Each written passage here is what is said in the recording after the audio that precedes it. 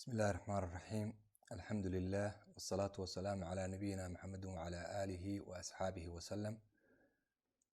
برنامج كان مقال كأ وحنا واحد للدونا إن شاء الله. سؤال مرر بدن بقن تربية عرورتا أي والدين تنسوي ديين كسابسن عرورتا لبك بدن يسيدي أي كير لهاين. سيدا الله سعنه عرورtu waxay u baahan yihiin wax loo yaqaano discipline ama si edbin in akhlaaq loo sameeyo oo ay leeyihiin xuduud ay raacaan oo aysan ka gudbi karin. waxyaabaha waalidku ka soo codeen waxa kamid ah ilmo aan waxba maqlayn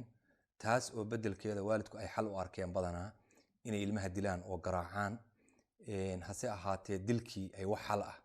ay ka keeni waayeen. qaarkood waxay yiraahdeen mar alle markaanu guriga ka baxno wixii aanu ku dilay bay isla markiiba sameeyaan haddaanu joogno xataa way sameeyaan. maxaa marka xal ah oo arrintan aan ka samayn karaa? inta marka horeeto aanan u gudbin xalka ayaa waxaan rabaa inaan ka hadlo waxyaabaha ilmaha ugu wacan wax maqal la'aanta iyo waxyaabaha ilmaha ugu wacan inuu khaladaad sameeyo. arrintaas baan rabaa inaan ka hadlo iyo waxa khaladka loo yaqaano. ilmuhu saynu ognahay waa qof yar oo doonaya inuu helo khibrad iyo waayo aragnimo. waa qof yar oo doonaya inuu maaragtay dunida barto, inuu wax badan tijaabiyo, inuu ciyaaro, in maaragtay uu dariiqyo fara badan dareemadiisa ilaahay siiyey uu ku tijaabiyo oo maaragtay uu wax ku arko. sidaa aawadeed caruurtu waa ciyaar badan tahay. waxay tijaabiyaan in xuduudaha waalidku u dhigo inuu ka gudbo. waxay fiiriyaan in dhaqanka iyo roolka guriga ka jira waxyaabo badan oo waxa jira ay isticmaalaanin. ilmo sidiisa xunna ma jiro, laakiin koriimadu haddii ay ka xumaato ilmu wuxuu noqonayaa ilmo markaas maaragtay xoogaa qalloocda oo akhlaaqda iyo edabtu ay ka dhumaanin ayuu noqonayaa. ilmaha dilitaanku horta sina xal uma aha. diiniyana ma aha arrin habboon oo bannaan oo diinteennu ma qabto in ilmaha la dilo. xadiiska nabiga sallallahu alayhi wasallam wuxuu yiri ilmihiina amra salaada marka ay da'doodu tahay 7 sano. 7 sano, 8 sano, 9 sano, 10 sano inta 4 sano waa amraysaa salaada waad u sheegaysaa. 7 markuu soo gaaro ilaa uu 10 ka gaarayo salaada fara u sheega bara way macnaha xadiisku. ilmihiina amra salaada marka cumrigoodu yahay 7 sano. 10 markay jiraanna wuxuu yiri ku dila hadday macnaha diidaaneen. tan kaleetana wuxuu yiri gogosha ha loo kala raro ilmaha sida gabdhaha iyo wiilasha oo kale. 10 markay soo gaaraan gogosha ha loo kala raro oo meelo gaar ah la kala dejiyo. okay, macnaha xadiiska waxaynu ka garanaynaa hal shay kaliya ayaa diinta islaamku fartay ama noo ogolaatay in ilmaha lagu dili karo oo jirkiisa xorriyadda jirkiisa lagu xadgudbi karo. waa marka uu salaada diido isaga oo 10 jira. dariiqo kaleeto oo ay ku bannaan tahay ma jirto ilmaha dilkiisa. innaga Soomaali haddaan nahay ilmuhu koob hadduu jabiyo waynu dilaa. sariirta ogadeeda hadduu ku boodboodo waynu dilaa. alaab guriga taalla hadduu jabiyo waynu dilaa. ciyaarta hadduu badiyo waynu dilaa. wax kasta baynu ku dilaa. waana mamnuuc, diintu ma ogola. dilkuna wax uu haba yaraatee tara ma jirto. horta marka koowaad naftaada waxa ka waanisaa ilmaha inaadan dilin. waayo marka ilmaha aynu xumaan ku aragno ama isagoo wax sameynaya aynu aragno ama ina maqli waayo waxa kaliya aynu isku cunaa waa dilka. waxaana dilka keenaya inaga la ina soo dili jiray. inaga gudaheena baa waxa soo galaya caro iyo ciil fara badan. waalidku waxay rabaan inay markaa ku ciil baxaan oo ilmihii ka aargoostaan oo tumaan oo garaacaan bay rabaan. laakiin waxay taraysaa ma jirto. ilmuhu wuxuu ka sii qaadaa madaxaday, wuxuu ka sii qaadaa waali. dhibaatooyin aad u fara badan bay leedahay insha Allah oo aan qoraal ahaan idin la wadaagi doono. dilitaanka ilmuhu maskaxiyan dhibaatooyinka ay maaragtay ay u keento. taa marka haddii diintii ay kaaga qanacday qofka waxaa la rabaa inay diintu hogaamiso maxaa ii bannaan maxaan ii bannaanayn. ma aha wax qof u baneeyay, waxa ilaahay u baneeyay rasuulkiisu inuu raaco baa fiican. ilmo 7 sano ka yar ma taaban kartid. ilmo 10 sano ka yar ma taaban kartid, mana dili kartid. sanad baa ilmaheena lagu dilaa oo 2 lagu dilaa oo 3 baa lagu dilaa oo 4 baa lagu dilaa oo lagamaba kacaba.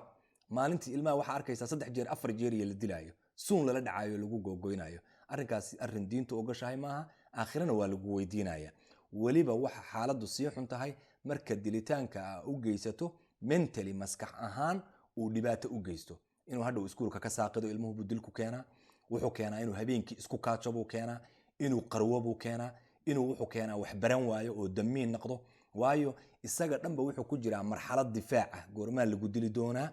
maxumaan baad samaynaysaa isagoon xumihii iyo khaladkii iyo saxdii kala saari karin buu xataa isagoo wax wanaagsan raba inuu sameeyo wuxuu uga cabsanayaa waxaa wanaagsan in waalidku xumaan u arko oo lagu dilo dhibaato fara badan bay leedahay kalsoonida ilmaha ka qaadaa mashaakilaad badan bay u keentaa marka waalidka waxaan kula talinayaa horta dilku xal maaha farsamooyin kale aan idiin sheegi doonaa farsamooyinkaas baad isticmaali doontaan in ilmaha dilka laga daayo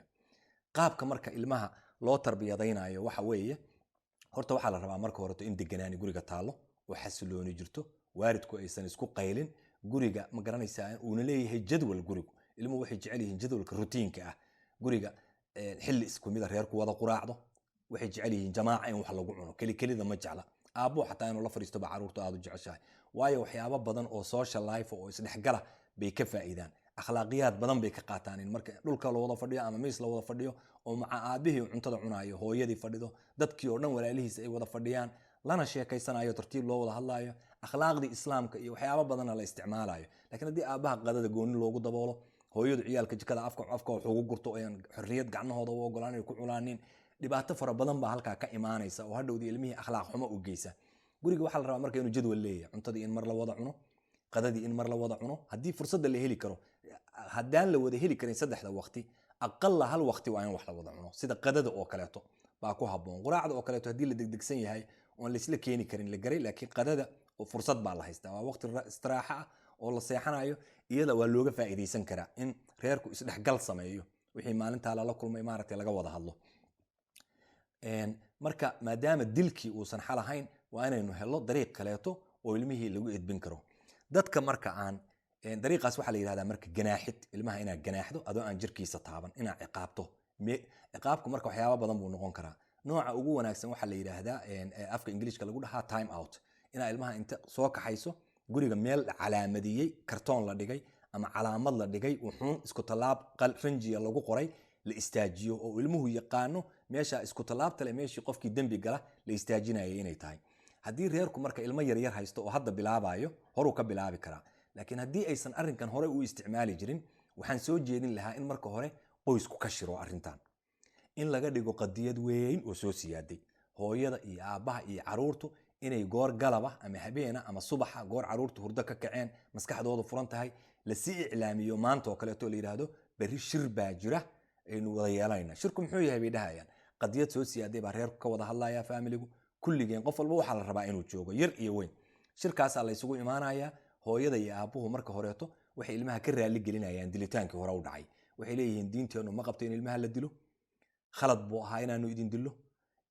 wareerakan iyo dagaalakan aanu idinku wadnayna wuxuu ahaa wax khaldan waanu ka toobad keennay idinkana cafis baanu idinka weydiisanaynaa hadda kadib marka waxaanu rabnaa in nidaam kaleeto oo guriga lagu dhaqmo oo xeer ah inaan soo rogno aabbaha sheegaya hooyaduna waa ka daba dhehaysaa waa sheegaysaa xeerkaasi wuxuu yahay in qofkii dembi gala oo khalad sameeya oo khalad lagu helo halkaa lagu ganaaxo la istaajiyo meesha marka inta muddada waqtiga la istaajinayo waxay ku xiran tahay hadba ilmaha de'diisa ilmuhu markuu sanad iyo bar jiro waa lagu bilaabi karaa ganaaxa 1 daqiiqo iyo bar baa la istaajinaya 2 sano kan jira 2 daqiiqo la istaajinaya 3 sano kan jira 3 daqiiqo iyo sidaas 4 sano 4 daqiiqo 5 sano 5 daqiiqo 6 jirka 6 daqiiqo 7 kan jira 7 daqiiqo 10 ka 10 daqiiqo baa la istaajinaya marka meesha la istaajiyo lala hadli maayo ilmaha waa la soo kaxaynaya waxa lagu leeyahay waa la ganaaxaya wuu hadlaya wuu qeylqeylinaya waa inaa aamusan tahay kelimad ma dhehaysid caruurtu muranka waa ka helaan la murmaysid hadalkoodaas waxba ka soo qaadi maysid gacantaad qabanaysaa meeshaad istaajinaysaa halkan istaag baad leedahay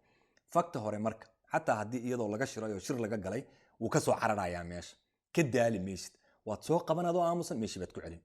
hooyada iyo aabbuhu way isu dhaafayaan 60 jeer hadday qaadanayso meeshii baad ku celinaysaa aakhirka arrinkaas anaa idiin ballan qaadaya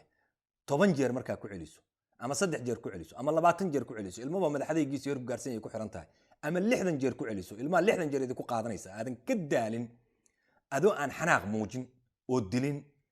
aakhirka oo istaagaya waa hoganaya waqtigiisa markuu dhamaysto waad u imaanaysaa ilmaha waxaad leedahay maxaa lagu ganaaxay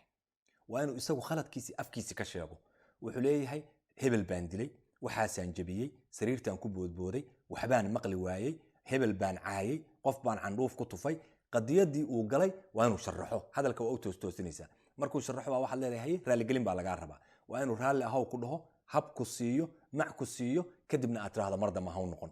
marka uu hab iyo ku siinayo ilmaha waa ka dheeryahay qofka weyni oo waalidka ahi waa inaad jilbaha dhulka dhigato oo u fariisato oo adoo fadhiya si degan ula hadasho haddii uu diido marka inuu sheego qadiyadii lagu ganaaxay markii waqtigu u dhammaado waxaad leedahay waa lagugu daraya intii uu ganaaxnaa nuskeeda ugu daraysaa masalan haddii uu 2 daqiiqo ganaaxnaa 1 daqiiqa ugu daraysaa oo kaleeto 3 daqiiqa gaarsiinaysa daqiiqad kadib baa kusoo laabanaysaa waa weydiinaysaa waana la ilaalinaya laakiin marka dambe ilaaliskaagama baahna meeshaad saaraysaa saacaddana waad u qabanaysaa waa tusaysaa saacadda waa ku heshiinaysaa taleefankaad ka eegaysaa waxaad leedahay waa waqtigaa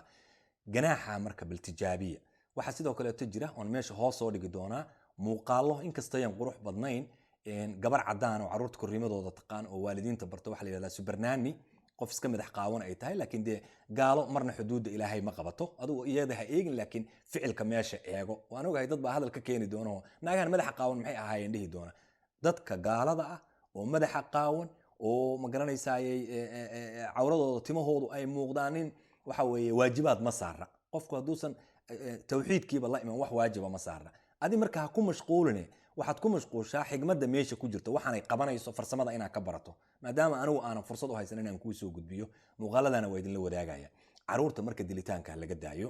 arrinka ku saabsan dilitaanka iyo dhibaatadu leeyahay isagoo muuqaala baan keenaya waxaana dilitaanka lagu joojin karaa innaga waalid ahaan baan caafimaad qabin inaan inagu istejinno xanaaq hadduu ku qabto qol mugdiya gal suuliga gal bannaanka u bax xoog u neefso iska saar nakhaska waxaan waa ilmahaagi caraha u qaadin waxaan kugu jira iyo duuqaankan kor u soo kacayo oo carada ah oo siyaadada ah oo caburka ah qaab kale isaga saar isdeji stress baad ka qaadaysaa isdeji ha ku carab bixin ilmihii markaad ku carab baxdo hadhow misna waad ka xumaanaysaa ilmahaagii ooyaya markaad aragto dilkii waad ka xumaanaysaa waxaad qabatana ma taqaanid kulligan waxaynu wada noqonnay waxaan tabari iyo itaal toona lahayn marka intaasaan insha allah barnaamij kusoo gabagabaynaya wixii su'aala ana maaragtay hoos baa ku dhaafaysaanin dadaalka idinkaa la idinka rabaa aniga markaan wuxuun fariina idin siino oo tala ah idinkaa la rabaa inaad tijaabisaan qaadataan hadhowna aad nala wadaagtaan wixii maaragtay aad ka aragteen wabilaahi tawfiiq